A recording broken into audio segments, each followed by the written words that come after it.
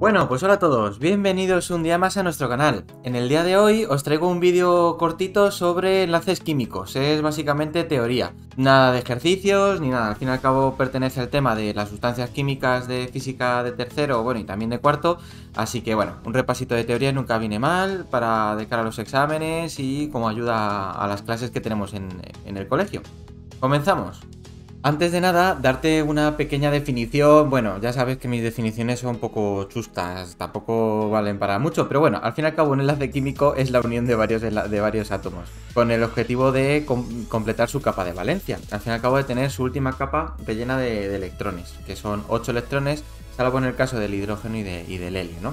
Bueno, para esto sí que lo bueno sería recordar la tabla periódica. Y esta está muy simplificada. ¿Vale? Básicamente me separa solo los metales de los no metales. Y luego además menciona a los gases nobles. Los metales suelen ceder electrones y los no metales lo que hacen es absorber los electrones que puedan. Al fin y al cabo los metales están muy lejos de completar su capa de valencia. Total, al fin y al cabo tendrían, imagínate que estamos por aquí en esta zona, estamos en el grupo 2, tendrían que coger 6 electrones. Pues es más fácil perder 2 y quedarse con la capa de valencia como la que tuviera el gas noble anterior a ese metal, ¿no? En cambio los no metales están a puntito de completar su capa de valencia. Entonces, al fin y al cabo, pues bueno, siempre puedan pillar algún electrón por aquí y por allá para completarla. Entonces, bueno, teniendo esta motivación y que los gases nobles prácticamente pasan de los demás, bueno, tenemos que tener en cuenta que hay tres combinaciones. Tenemos el enlace metálico, que se forma juntando metal con otro metal, ¿vale? Metales. El enlace iónico, que se forma juntando un metal con un no metal, un átomo que cede electrones con otro átomo que absorbe, bueno, un átomo o más de un átomo, ¿vale? Según los electrones que suelten o que absorban. Y por último tendríamos la unión de varios enlaces, de varios no metales, lo que daría lugar al enlace covalente. Ahora voy a hablar un poquito de cada uno de ellos. El primero de ellos, normalmente se suele hablar primero del enlace iónico, que se forma con un metal y un no metal. Al fin y al cabo, la palabra iónico ya nos da una idea de cómo funciona.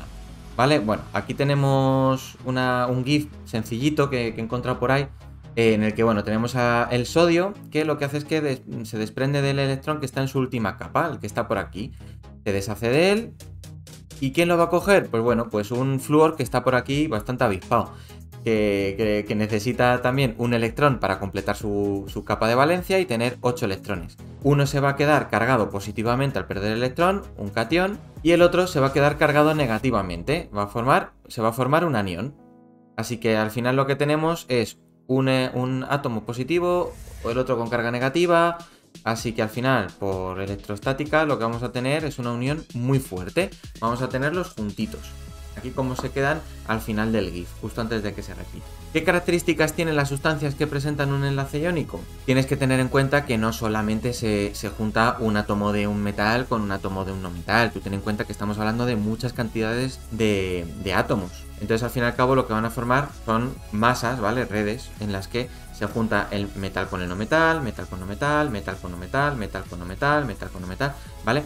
Lo que hace que las uniones, el conjunto que forman, sea bastante compacto dentro de lo que bastante fuerte, ¿vale? Y sea bastante complicado de desligar unos enlaces con otros. Esto lo que al final forma, pues repasando un poquito las características que presenta una sustancia con enlace iónico, es que forman redes cristalinas, forman cristales. El ejemplo más típico es la sal común, que es cloruro de sodio.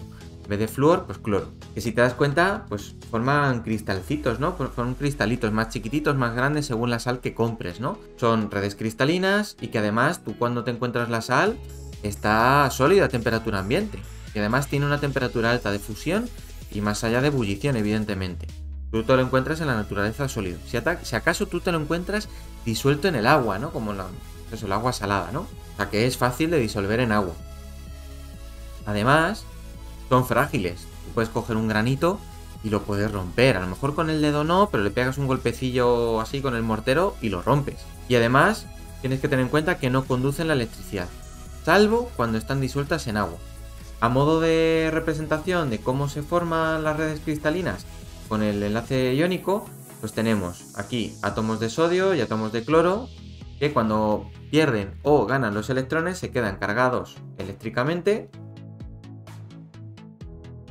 y lo que van a hacer es unirse átomo con átomo y al fin y al cabo, como tenemos átomos positivos con negativos con negativos, lo que van a hacer es contrapearse, es unirse unos con otros igualmente y forman una red cristalina bastante fuerte.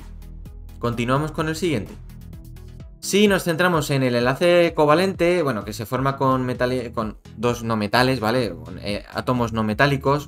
Al fin y al cabo, por ejemplo, aquí tenemos el oxígeno y el hidrógeno, que se forman para formar H2O, agua. El oxígeno, si no recuerdo mal, está en el grupo 16, ¿no?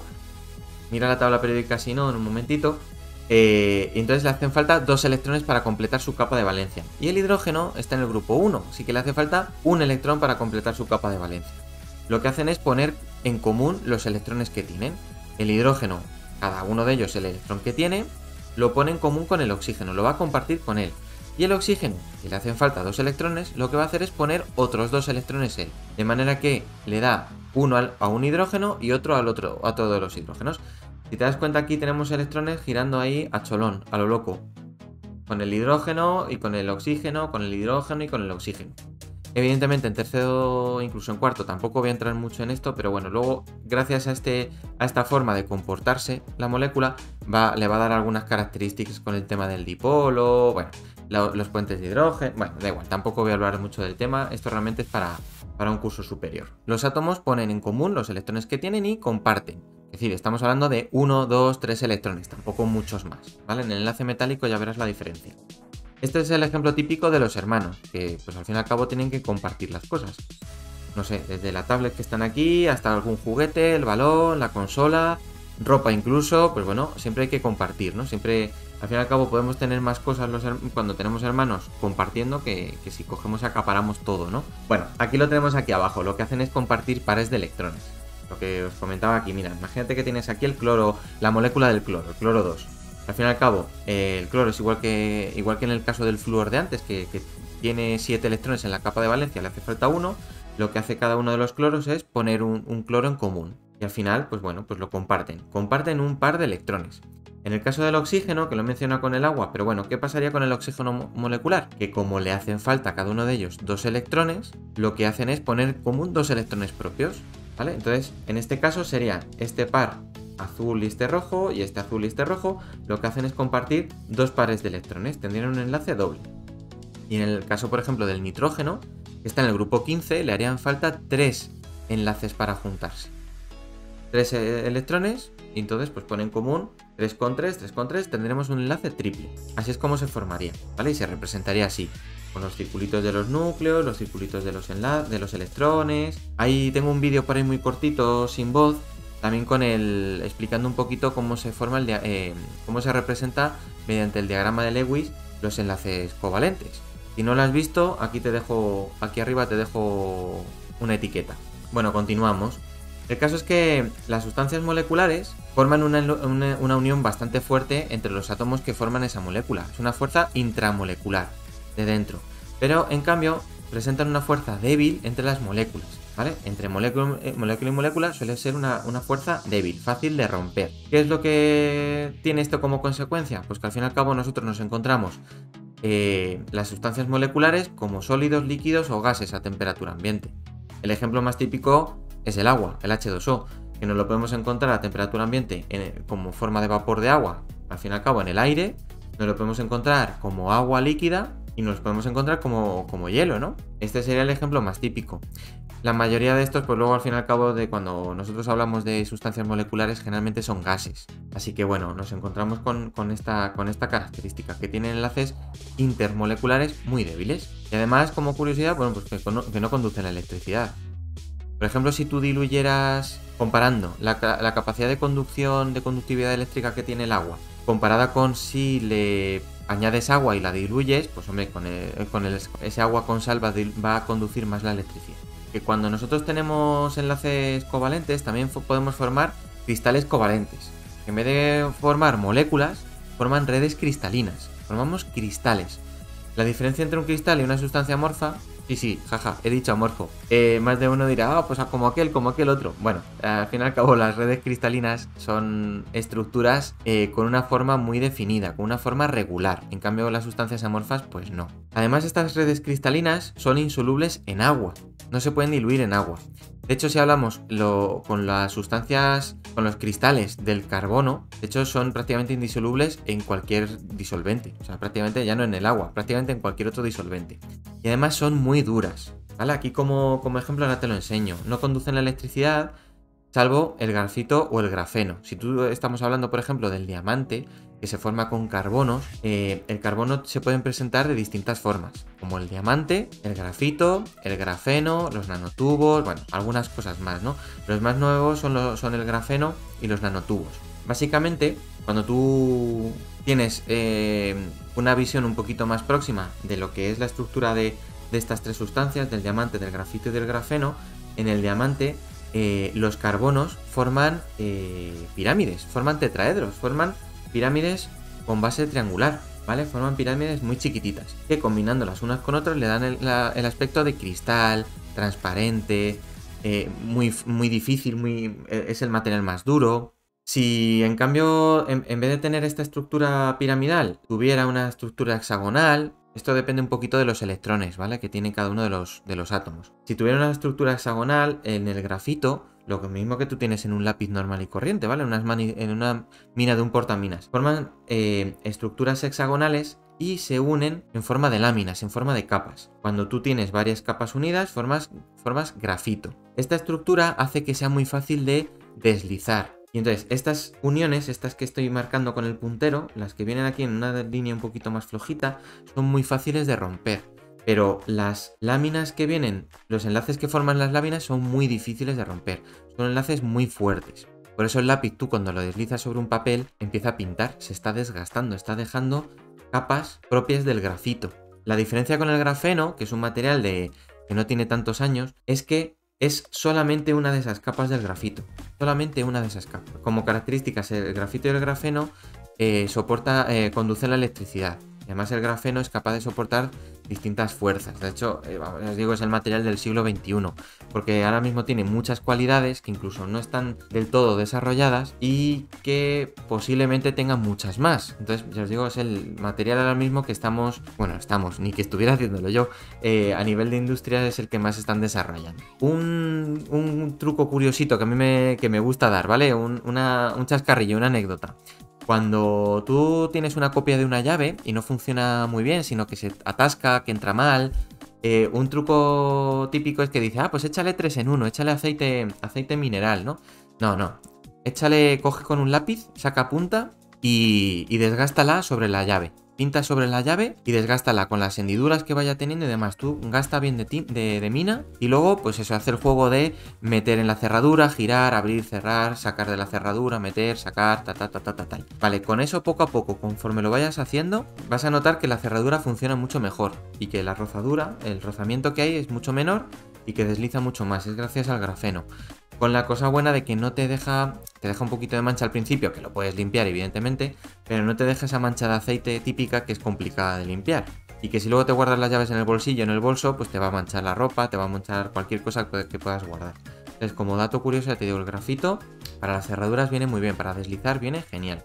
Y por último llegamos al enlace metálico. A nivel químico, tú sí tienes una barra de hierro, una barra de cobre, ¿vale? A nivel químico tú dices hierro, Fe, cobre, Cu. No pones la molécula, porque no forman una molécula como tal. Lo que hacen aquí los átomos es que, bueno, como hemos visto en el dibujito de la tabla periódica, es que se deshacen de los electrones que les sobran. Lo que hacen es ponerlos en común y forman una nube de electrones. Al fin y al cabo nosotros tenemos un montón de cationes, de iones positivos, que tienen alrededor un montón de electrones, lo que hace que le dé estabilidad al conjunto. De hecho, van a estar muy próximos entre sí los átomos y los electrones van a estar fluyendo, como ya os digo, como si fuera un fluido. ¿Esto qué va a hacer? Pues conseguir una unión muy fuerte, ¿vale?